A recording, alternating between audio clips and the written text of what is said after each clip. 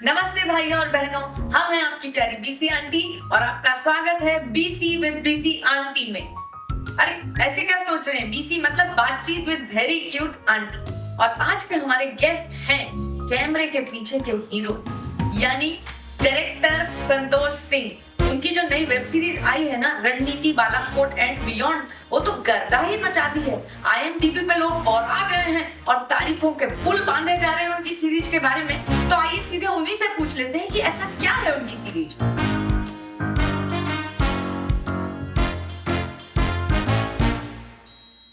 तो Santosh Singh ji, welcome to BC with BC aunty. कैसा feel कर रहे हैं? बहुत अच्छा फील कर रहे हैं बीसी जी। तो सबसे पहले हमें बताइए कि रणनीति को लेके एकदम जनता बौरा गई है, तो ऐसा क्या बना दिए हैं आप? कहना चाहिए कि बहुत अच्छा लग रहा है कि लोग बौरा रहे हैं देख के, और बौराना भी चाहिए क्योंकि बड़ी मेहनत और बड़ी लगन से सबने इस पे काम किया है। और अच्छा लग रहा है जब लोग देख रहे हैं, उसकी तारीफ हो रही है, IMDb पे हो रही है, अच्छे रिव्यूज आ रहे हैं। Most intelligent web series in the recent time. तो बहुत अच्छा लग रहा है कि मेहनत जो है वो रंग लाई है। क्या बात है। और आपको तो कहीं ना कहीं इस बात की अब आदत पड़ गई होगी। आपका पिछला शो था अपहरण, सबका कटेगा सीजन 2, और कोई एक महान हस्ती भी थी उसमें, वो भी एकदम ऐसे सुपर हिट हो गया था। तो अब तो आपको आदत हो जानी चाहिए। जी बिल्कुल, अपहरण ने सबका दोबारा से काट ही दिया था, तो काफी उसमें भी तारीफ हुई थी। आप तो थी ही, आपने देखा ही था उसको। और अच्छा लग रहा है, आदत धीरे धीरे पड़ रही है इसकी। मतलब ऐसा नहीं कि आदत पड़ चुकी है, पड़ रही है। जैसे अब रणनीति के बाद अब कुछ और करेंगे, उसमें भी तारीफ होगी, तो धीरे धीरे अच्छा लग रहा है। ये सब लोग बातें कर रहे हैं, बहुत अच्छी बात है। तो संतोष जी, मैं ये जानना चाहती हूँ कि जो निर्देशक होता है, जो डायरेक्टर होता है किसी भी सीरीज का, वो कैमरे के पीछे का हीरो होता है। उसको सब चीज हर समय देखनी होती है। तो आपके लिए ये कितना डिफिकल्ट था? क्योंकि जो अपहरण था वो एक पल्प फिक्शन मजेदार सा शो था, और ये जैसा कि आपने खुद कहा बहुत ही इंटेलिजेंट शो है रणनीति। तो एज अ डायरेक्टर आपके लिए कितना चैलेंजिंग था?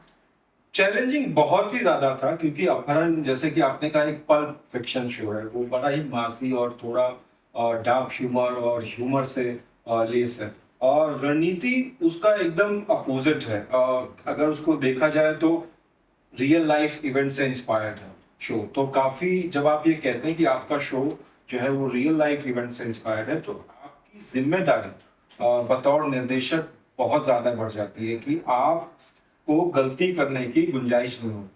तो उस हिसाब से रिसर्च वर्क जो था, जो एक इतना अच्छा रिसर्च वर्क हुआ है, और उसके बाद जो राइटर्स ने उसके साथ में फिक्शन को मिलाया है, तो अब जो लोग देख रहे हैं तो कह रहे हैं कि इसमें से फिक्शन क्या है और फैक्ट क्या है ये पता नहीं लग रहा। तो उसका इतना अच्छा मिश्रण हुआ है। और यही राइटिंग की ब्यूटी है और यही डायरेक्टिंग की ब्यूटी है कि आप इस तरह से उसको सब मिला के दिखाएं कि मजा ही आता है। क्या बात है। तो संतोष जी, एक कलाकार है जिसको आप बार बार रिपीट करते हैं, और वो कलाकार इस वक्त इस कमरे में मौजूद है। तो सच सच बताइए, क्या हम आपके लकी चार्म हैं? बीसी जी, मैं क्या कहूँ, मतलब कुछ लोग होते हैं जो आपकी जिंदगी का हिस्सा बन जाते हैं, और आप कुछ उसी तरह की हैं कि आप जिंदगी का हिस्सा बन चुकी हैं। तो अपहरण में आपने किया, रणनीति में आपने किया, आगे भी आप काम करेंगी। मैं तो नौसिखिए के लिए भी मैंने आपको फोन किया था, बट तब आप बड़ी डायरेक्टर बन चुकी थी, आप हीरा मंडी डायरेक्ट कर रही, तो आपकी डेट नहीं मिली। बट फिर कॉल करेंगे, फिर मौका लगेगा, फिर साथ काम करेंगे। दोस्तों, हम जिस काम के लिए आए थे वो काम हो गया, हमारा रोल पक्का हो चुका है। तो संतोष जी, अब हम ये जानना चाहते हैं कि रणनीति जिस विषय पे है, जो ग्रे वॉर्स या इंटेलिजेंट वॉर, जो अब नई सदी का वॉर है, उस बारे में कई सारी चीजें बन चुकी हैं। तो आपको कहीं ना कहीं ये डर नहीं था कि आपका कंपैरिजन होगा? फाइटर जैसी बड़ी पिक्चर आई थी बड़े स्टार्स के साथ, फिर भी आपने इस विषय को चुना। तो दो चीजें, एक तो इंटेलिजेंट वॉर जो आपने अभी कहा, उस पर कुछ नहीं करना। तो रणनीति का जो USP है वो एक्चुअली में वो पर्दे के पीछे क्या होता है उसकी कहानी है। तो जैसे आपने कहा कि इंटेलिजेंट वॉर है, तो उसको हाइब्रिड वॉरफेयर कहते हैं, या वॉर ऑफ नैरेटिव या वॉर ऑफ परसेप्शन कहते हैं। जो अभी तक जितनी भी फिल्में आई हैं इस विषय पे, उनमें से किसी ने भी इस चीज पर ध्यान नहीं दिया। तो हालांकि हमने एक्शन बहुत देखा, पर पर्दे के पीछे का एक्शन जो है वो आपको रणनीति में पहली बार देखने को मिलेगा। और जो दूसरी बात है कंपैरिजन वाली, अब कंपैरिजन तो होगा ही। वो तो जब पता था कि फाइटर भी बन रही है, हमारा शो भी बन रहा है, ऑपरेशन वैलेंटाइन भी बन रहा है, तो कंपैरिजन होना लाजमी था और हो भी रहा है। और अगर आपने देखा होगा जो न्यूज आ रही है, जो फोन कॉल्स आ रहे हैं मुझे, उसमें कंपैरिजन अच्छा ही है।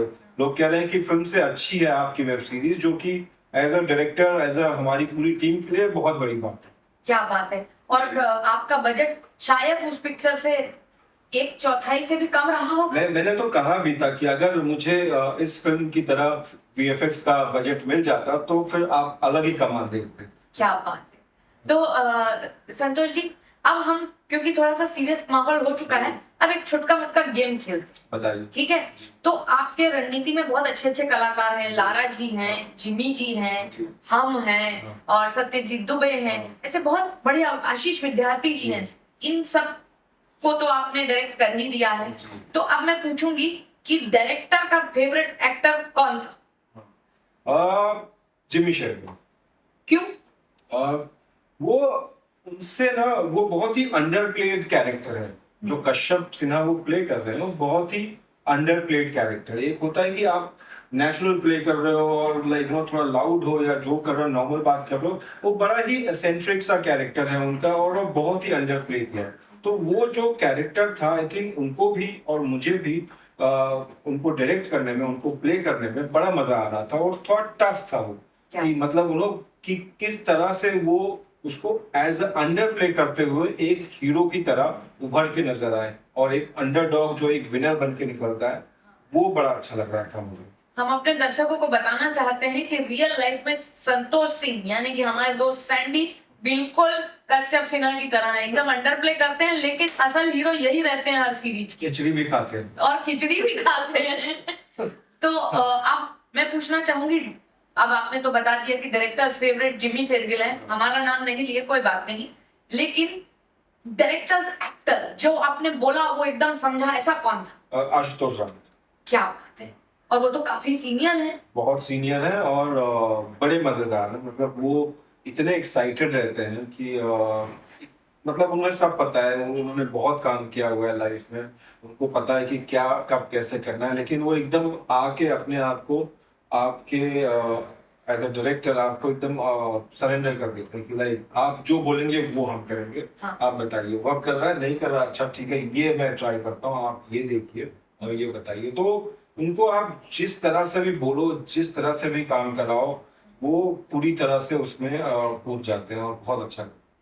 तो सैंडी जी, अरे दोस्त है हमारे, हम सैंडी वैंडी बोल सकते हैं। आप ये बताइए कि सत्यजीत दुबे बढ़िया एक्टिंग की है। हमको लगा था उनके रोल के लिए आप किसी कश्मीरी को कास्ट करेंगे, लेकिन उन्होंने क्या एक्सेंट पकड़ा है, मजा दिला दिया उस लड़के ने। उनके बारे में क्या कहें? तो उस कैरेक्टर के लिए ना, जब हमने उस कैरेक्टर को लिखा था तो एक बड़ी हमारे दिमाग में बहुत क्लियर था कि एक आतंकवादी प्ले करने वाला है, टेररिस्ट है, जो कि आपको बाद में पता लगता है कि ये इंडियन एजेंट है जो टेररिस्ट फैसिलिटी में, बट वो एक टेररिस्ट की तरह होना चाहिए। तो जब मुझे कास्टिंग इसकी आ रही थी तो बड़े लंबे चौड़े हट्टे कट्टे वो दाढ़ी वाले वो टिपिकल लोगों की कास्टिंग आ रही थी। बट जब मैं कास्टिंग डायरेक्टर से मिला तो मैंने कहा कि ऐसा कुछ नहीं चाहिए, मुझे एक बहुत इनोसेंट लुकिंग गुड एक्टर चाहिए। और तब सत्यजीत दुबे का नाम सामने आया। मैंने उनका शो भी देखा हुआ है और मुझे लगा ये बहुत अच्छा काम करेंगे। मुलाकात हुई तो मैंने ये सब बताया तो उन्होंने काफी कश्मीरी एक्सेंट की प्रैक्टिस की, उनके काफी दोस्त हैं, उनसे मिलके हमारे डीओपी से मिलके, वो भी कश्मीर से हैं, तो उन्होंने काफी रिहर्सल्स की, प्रैक्टिस की एक्सेंट पकड़ने के लिए। जैसे वो सकरू बोलते हैं, स्क्रू के बदले सकरू बोलते हैं कश्मीरी, तो ये सब छोटी छोटी चीजें उसने सत्यजीत ने पकड़ी और वो स्क्रीन पे दिख रहा है कि कितना भोला भाला सा लड़का है जो कि वहां पे है और इंडियन एजेंट है। और like know you feel for him. तो सर आपने बताया कि कैसे सत्यजीत दुबे को आपने कास्ट किया, कि जैसे आपको रेफरेंस आ रहे थे उसके अलावा उससे हटके। तो हम अपने दर्शकों को ये बताना चाहते हैं कि हमारी कास्टिंग भी जो है बहुत ऐसे यूनिक तरीके से हुई थी। इन्होंने हमसे बोला कि ऐसे ऐसे रोल है आपके लिए, और हमने कहा कि अरे आप हमें क्यों कास्ट करें, हम तो थोड़ा खाते पीते घर के लगते हैं, किसी दुबली पतली सुंदर महिला को आप इस रोल के लिए कास्ट करें। तो हमारे सैंडी सर ने बोला कि ऐसा नहीं होता है, तुम अगर खुद को ही ऐसा नहीं होता है राजा। ऐसा नहीं होता है राजा, हमको चाहिए एक भोली भाली महिला जो लगे कि वो गृहिणी है, इतने सालों का उसका शादी का रिश्ता है, तब जाके हमारी कास्टिंग हुई थी। हाँ, और ये भी एक था ना कि एक बहुत खुशदिल इंसान है, जो कि अपने ऑफिस में आप उसको अगर कैरेक्टर को देखिए, बहुत छोटा सा कैरेक्टर है बट इतना बड़ा इम्पैक्ट लीव करके जाता है अपने उतने छोटे टाइम में। और ये आपकी तो विशेषता रही है कि एक दो लाइन में ही आपने पूरा इंटरनेट पे छा गई हैं आप।